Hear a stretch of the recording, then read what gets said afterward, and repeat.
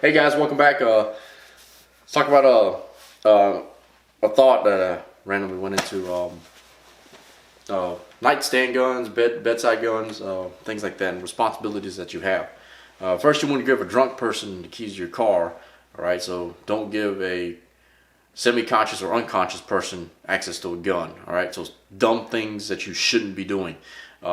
Your gun should not be underneath your pillow, finger on the trigger, or not even on the trigger. You know, your gun should not even be under your pillow. It should not even be remotely even on your bed. Okay, if you are, stop. Okay, being a dumbass.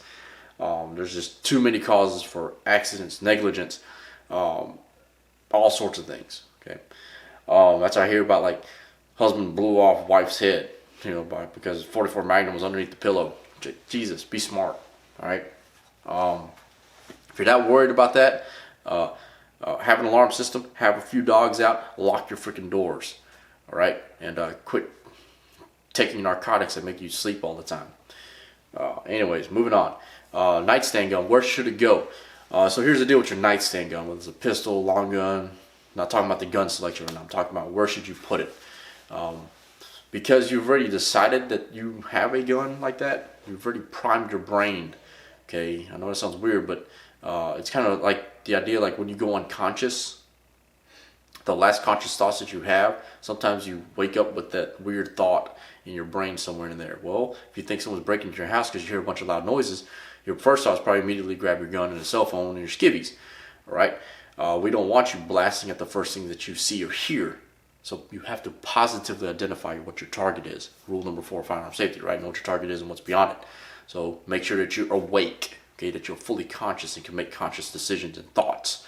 I guess all decisions are technically conscious. But anyways, so make sure that you physically are awake, okay? So meaning you probably need to put the gun, as Paul Gomez, the late Paul Gomez once told me, make sure your gun is far away enough to where you have to physically be awake in order for you to get access to it. Where you can't just literally just wake up and sleepwalk and grab a gun and start firing at random people. Because you are still responsible for the consequences that happen, right? So avoid tragedy, be smart, have a gun, close enough but far away enough, accessible but not unsafe. Okay, it still must be somewhat secured.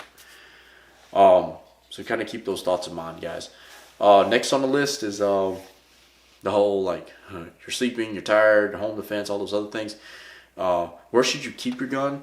Other than you being like going to bed at night, just remember, draw your gun like you normally do. Okay, you get one more good repetition every time you draw it.